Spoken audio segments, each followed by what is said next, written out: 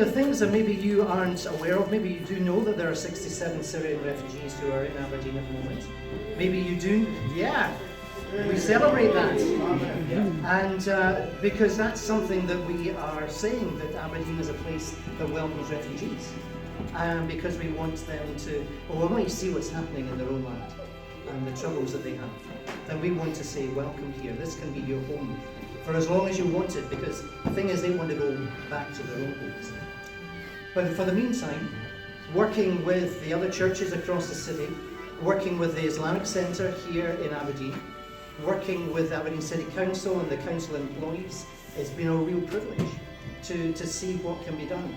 And there are people across the city and communities who are opening their homes, who are looking to see if there's things that can be given to make the homes where people are living more hospitable and a place where they feel welcome. So there were 3 Syrians from Aleppo there at Torrey Battery when we lit that brazier. In fact, one of them is here today. Sammy, do you want to come? Sammy has arrived in...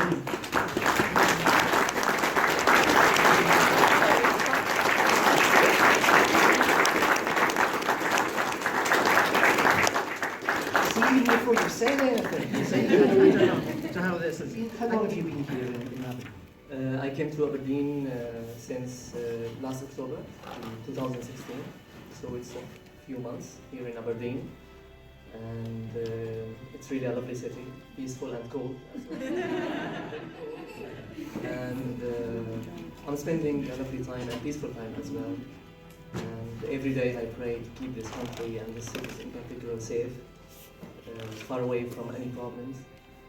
And I pray also for my country and my city to keep safe, and to stop this war. I dream that one day I wake up and I dream the news that the war is over.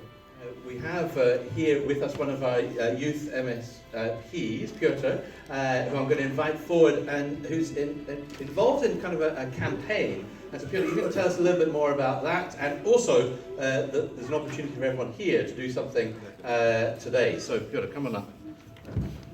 Thank you very much. Right, before I speak about the Aberdeen campaign, I would like to deconstruct why we met today. Bridges, not walls. What is the wall? The wall is what separates. Some people might try to say, oh, it's just a fence. But the fence separates you from your neighbor. You don't see what is next to you. You don't care what's next to you. You don't know who is next to you. The bridge puts people together. Today we stood the bridge between the Tor and the ferry here. The bridge puts 2 communities together where people can travel. But the bridge has also the philosophical meaning. It's meaning to cross the barrier to help people to get together. And before I move to the campaign, I'd like to say one example which is coming from the local community here, and how to put the community together. If you look at the Torre, you have the huge population of the ethnic minorities living there. And let's pick up the Walker Primary School. 41% of the kids there are coming from the ethnic minorities. Polish, Russians, Lithuanians, and they're all under the world. Some of the parents don't speak English. But the community finds something what they all have in common. They like the music. So the young kids from the school go in the afternoons, they learn how to play different instruments within the group called the Big Noise. Then they have the concert and invite their parents. If you look at the list of the performers, we have so many different surnames there. Sometimes the parents cannot understand each other, but they laughed at the music, they enjoy it. They're proud to see the kids there. And that's how we have to put the community together.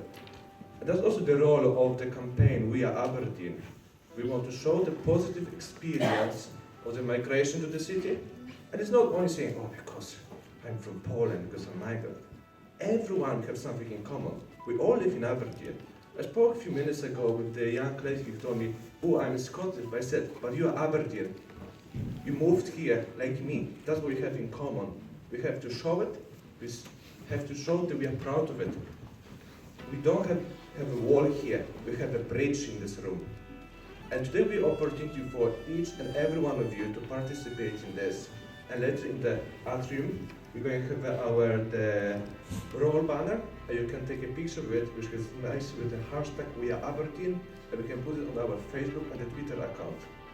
So at the end, I'd like to say again, thank you for Peter for letting me to speak today, because I think we all can proudly say we are Aberdeen.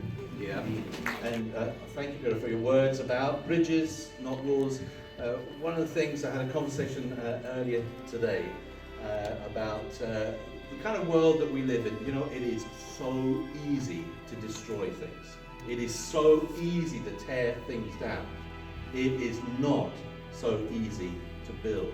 And it takes energy and it takes effort to build communities, to build bridges between communities.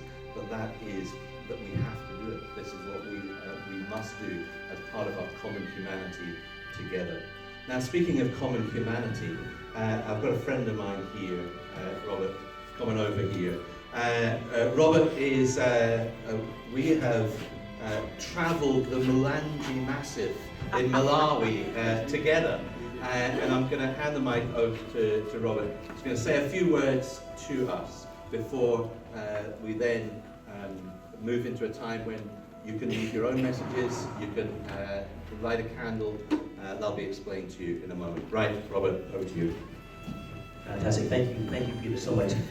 Let me just echo my appreciation to all of you who have come out on this balmy Aberdeen evening. It's a really important cause. It's important that we are here, and I'm really privileged to be able to add my voice to yours and to those who have already spoken this afternoon. You know, I'm sure that there are many different reasons that people have for being here today. A lot of different ones, and I certainly have mine. Yet I'm convinced that beyond our individual concerns, there are many even greater aims. And so I believe it's important for us to come together to affirm that our community is not divided by our diversity, but that our bonds are deepened by our rainbows of difference. I believe that it's important that we stand shoulder to shoulder as brothers and sisters, understanding that the power of our common humanity must not be mitigated by fear and hate, but rather strengthened by cords of love, of hope, and of justice. I believe it's important that we join our voices with others who desire a better world, and to make a commitment to constructive action. Action that seeks to build up our communities and connects with our neighbors rather than tear down good accord and separate ourselves from one another. That, my friends, is why I'm here today. As we gather together, we look across the folks that are here today, male and female, old and young, black and white and brown, straight and gay, of different nationalities, different faiths. I think about the beauty of music, of the chords of harmony that we have the ability to make together. Yet I'm also reminded of the increasingly dissonant chords we hear too often in our world today. I'm speaking of chords of hatred, chords of fear, chords of injustice, chords of war. These are ugly and dangerous chords. Chords attended by a deceptive darkness, a darkness that urges us to imagine that those chords are the only chords that we have to play. We drift towards those chords, those dark chords, when each of us become fully convinced in our minds that only we are correct, that only we have the whole picture, the right picture, the pictures that others need to have if they are truly to be called good or deserving. Sadly, we find that today, too many of us are shouting at one another, shouting our views, shouting our philosophies, shouting our opinions about what is right and good, and condemning anyone who differs from us. And as the volume of our shouting increases, the dissonant din of dissension begins to drown out those who have no voice. People are being trampled upon.